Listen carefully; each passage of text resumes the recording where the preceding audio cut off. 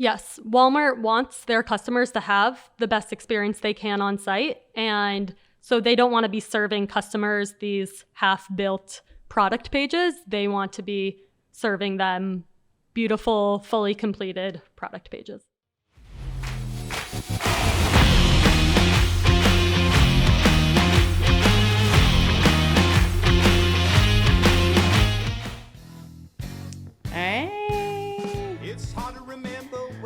All right. Hello and welcome to White Label Advice. We are back again with our fun guests. So this is their second podcast. So now all the jitters are gone and they are exact podcast pros. So we're here again with our VP of Account Services, Lily Grant, and we are also here with our Solution Specialist, Zan Jones. And thank you and welcome.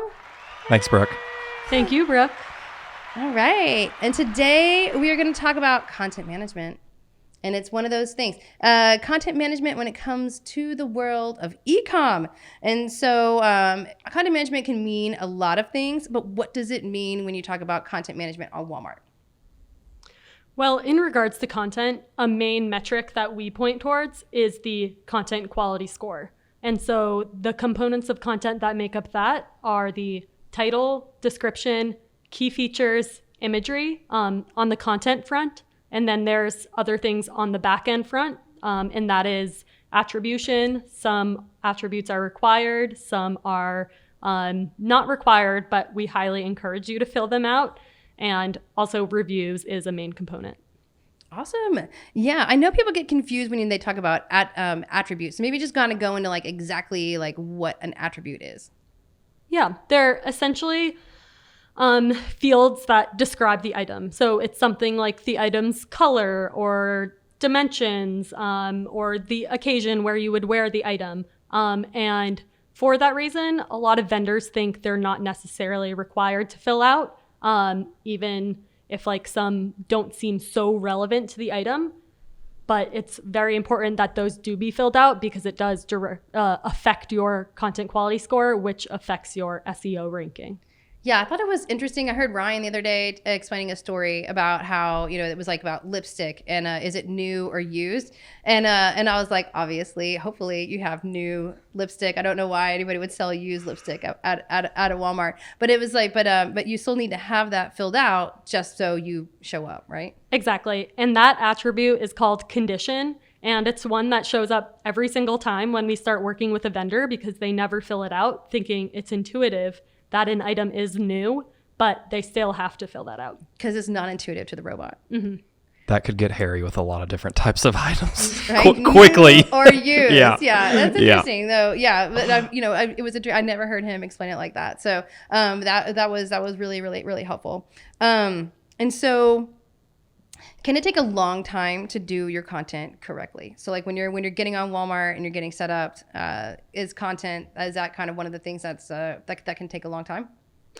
Yes. I would say that it's a process. You shouldn't be setting it and forgetting it. You should constantly be refining your content, trying to be best in class on Walmart.com and making sure that you're taking advantage of all the new different things that Walmart is introducing.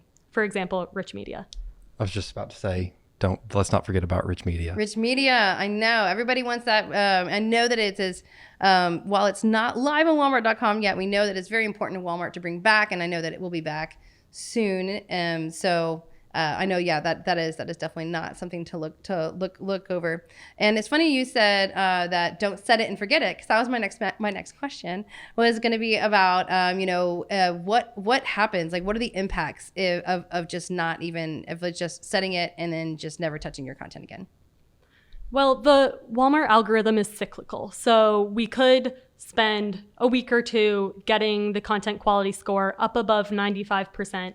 But then if you don't look at it for a couple months, the score will slip to 80% or it'll be a lot lower. And that's because the algorithm is constantly tweaking and requesting different things be completed for the content of the item. And we want to make sure to keep up with the Walmart algorithm in that regard. That's cool. And, I know you keep talking about the content, those content scores. What is that? Let's just talk about that for a second. even though we talk, I mean, I feel like we as a team, we talk about it every single time, but we need to preface it in this episode in case this is the first episode that people have ever seen of ours. Yes. So that is made up of those components that I talked about earlier. It's 60% of it is the content. So title, imagery, description, key features. There are parameters around all of those things that vendors have to abide by that I'm happy to go into more detail about, but I don't want to bore the listeners too much. We only have so much time. Yeah. And the remaining 40% is the attributes and reviews. Mm. And so why did Walmart even make this score? It's a way for them to quantify best-in-class content and to shepherd vendors to have that content. So another way they do that is by providing style guides, which are exact guidelines for vendors to follow in their content. And these overall scores is a big contributor to SEO and how items rank on site, but it is not the only contributor. Mm-hmm. And so if you have a high score, it doesn't necessarily mean you're going to be like ranked number 1 or 2 or anything like that. Again, in the search grade. Exactly. It'll help you get there, especially if you're incorporating all the relevant keywords. That's a main thing that we do for SEO optimization. But in order to get to the top of the grid, you need high conversion. That's affected by content, but it's not the only thing. It's also affected by price, shipping time. And we also encourage vendors to utilize advertising in order to get to the top of the grid. There you go.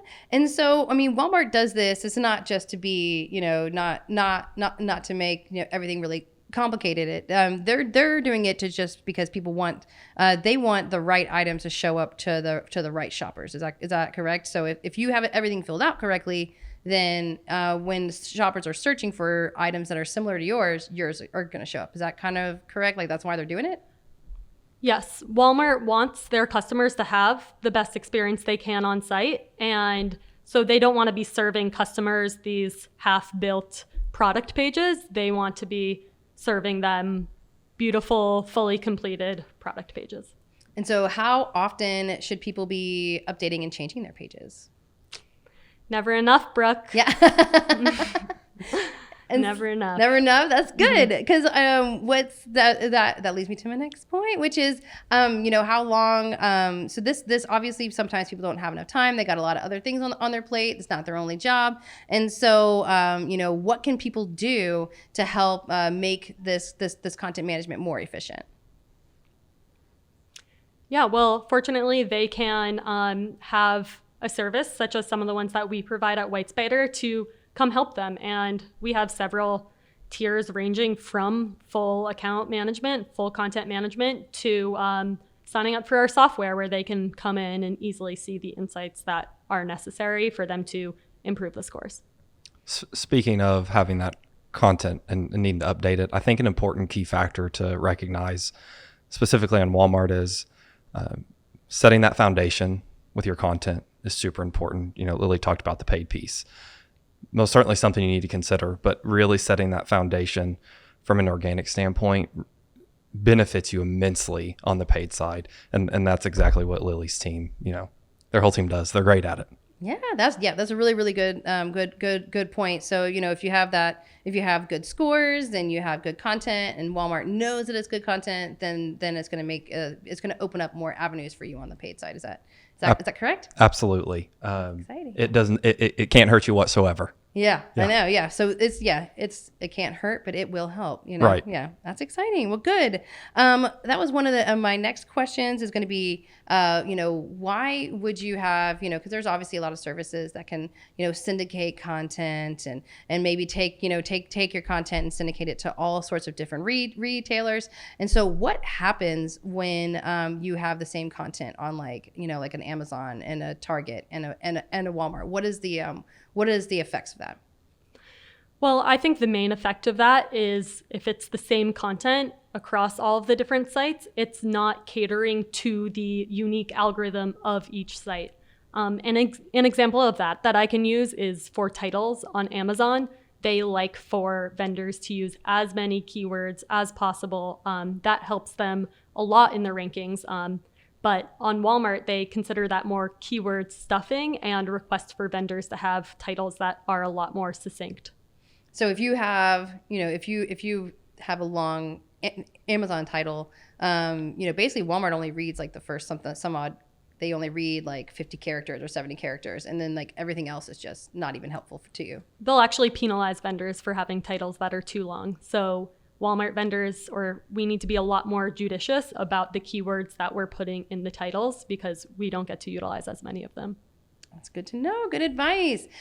Which brings me to my next question. And so, since we're the Walmart experts, you and some of the other people on the account services team or former Walmart merchants, what are the advantages of having a Walmart expert manage their content?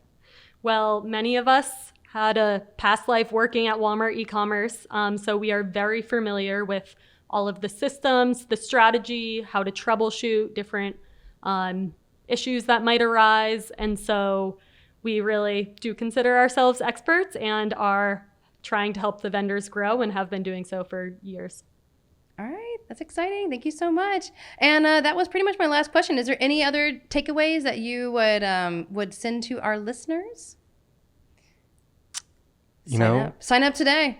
We'd love to have you come visit us, call us, come stop by the office. We're here to help you grow on Walmart.com. That's right. We are here in Walmart's backyard. We're not in Bentonville, but we are in Rogers, which is literally like the backyard. So, if you come visit and hang out, we always are welcome. We are always a very welcoming crowd, huh? So, all right. Thank you, guys.